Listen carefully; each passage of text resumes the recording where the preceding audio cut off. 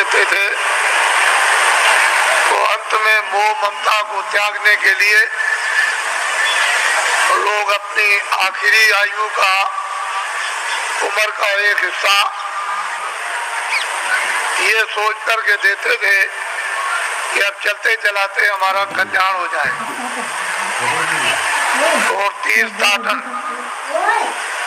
घर से निकलकर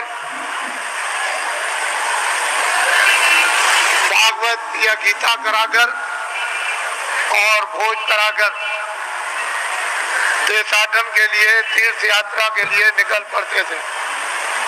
और ये हाथ जोड़ते थे कि हम आ गए तो आ गए, अब हमको ये समझो कि हम नहीं हैं। हमारा यदि समय पूरा हो जाए तो हम बीच में ही चले जाएंगे। इस तरह से लोग घर से निकलकर तीर्थों में, देवस्थान में, ऋषियों मुनियों महात्माओं के आश्रम में लोग आखिरी आयु में भ्रमण करते थे। ये आशा तोड़कर जाते थे कि अब हमको घर में वापस नहीं जाना, और रास्ते ही में उनका शरीर शांत हो जाता। सियार ने खाया,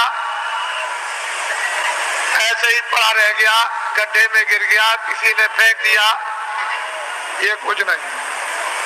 घर से निकल गए और चले गए। पहले सभी आश्रमों में ये नियम था। अब ये किया गया, अब ये बताया गया कि गृहस्थाश्रम में रहो और आपको सच्चा सत्संग, सच्चे महात्मा का मिलना चाहिए, जिससे सत्संग और उसके वायुमंडल में अगर यदि शरीर शांत होता है तो अपने को वो परम सौभाग्यशाली ये समझे कि मेरी आत्मा का हो गया कल्याण। मैं जो कह रहा था कि अगले साल इसमें से कितने लोग यहाँ पर जो बैठ करके सुन रहे हैं वो अगले साल यहाँ नहीं आ सकेंगे, उनका समय पूरा हो जाएगा।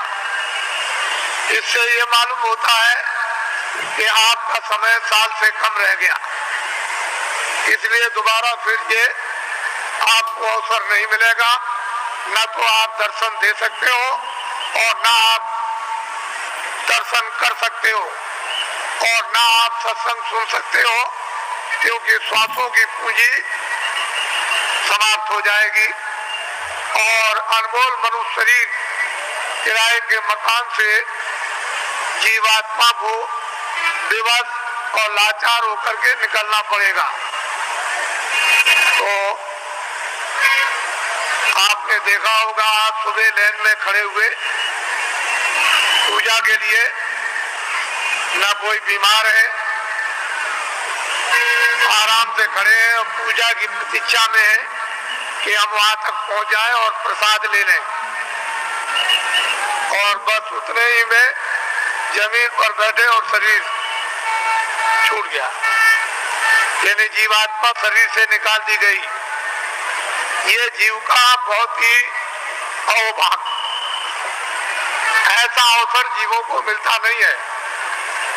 ऐसे वायुमंडल में, ऐसी देखरेख में, ऐसे संकल्प में, ऐसे संदेश में, मालिक की याद में, उसकी पूजा में अगर श्वासों की पूंजी समाप्त हो जाती है और शरीर से जाना पड़े तो उसकी संभाल हो जाती है, तो जीव इधर उधर नहीं जा सकता। महात्माओं को मालूम है कि जीव कहाँ जाएगा और इसका हिसाब किताब कहाँ पर होगा, वो पूरा उनको मालूम है। जिस तरह से खुली आंखों से आप हमको देखते हो बाहर की शरीर की आंखों से, और मैं आपको देखता हूँ, इसी तरह से अंतर ज्ञान दृष्टि के द्वारा वो सबको दिखाई देता है कि जीव इधर से जैसे ले जाए जाते हैं वो कैसे जा रहे और कहाँ इनका हिसाब होता है। ये महात्माओं को सब मालूम। पिछली किताबों में महात्माओं ने बहुत कुछ आपके लिए निराकरण कर दिया है और उन्होंने आपको बहुत विश्वास दिला दिया, उसके कहने की जरूरत नहीं है। तो दो आदमियों का यहाँ पर शरीर छूट गया और कल दोनों के दोनों ही गए। इससे ये मालूम हुआ वो बड़े बेचारे प्रेमी थे, बड़े भक्त थे और बराबर सत्संग में जगह जगह सम्मिलित होते रहते थे, सत्संग सुनते थे और दर्शन देते और दर्शन करते थे। ऐसी उनकी बड़ी तीव्र लालसा रहती थी। तो ऐसे लोगों का तो वैसे भी काम हो जाता है। और बात लेंगे तो कहेंगे अरे बेटा, ये बच्चे तूने बहुत कुछ कर लिया, ये काम किया है। तब उसका होश उड़ जाएगा और वो अपनी जगह पर आ जाएगा। वो आदेश उसको मिलेगा, उसका पालन करेगा। उसका नाम है भक्ति। वाल्मीकि बदल गए, गंगा बदल गई, सदन कसाई बदल गए और बड़े बड़े राजे और जिम्मेदार बदल गए और डाकू और बदमाश बदल गए, बड़े लुच्चे और लफंगे बदल गए। महात्माओं के पास पहुंच करके बदल जाते और बड़े बड़े सिद्ध हो गए और बड़े ज्ञानी हो गए और त्रिकालदर्शी हो गए और जो इतिहास बना दिया उसको अभी तक कोई काट नहीं सका। उन्होंने लिख दिया मैं सबसे बुरा था, मैं सबसे पापी था, मैं सबसे गुनाहगार था और सब कुछ चिल्लाकर उन्होंने किताबों में ढंढोरा पीट दिया।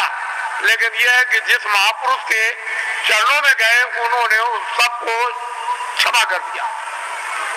उसके बाद में मसाला है, जड़ी है, औषधि है, बूटी है, उसको लगा करके और सबको धो डाला। तब उसको स्वच्छ और साफ और निर्मल और शुद्ध और पवित्र है उसको कर दिया। उसकी तब महिमा होती है, तब गुणगान होता, तब भक्त और भगवान की लीला होती है। नहीं तो वैसे तो कौन भगवान को पहचान सकता है? भगवान तो भक्तों को पहचान लेगा, लेकिन भक्त कौन है? कोई नहीं।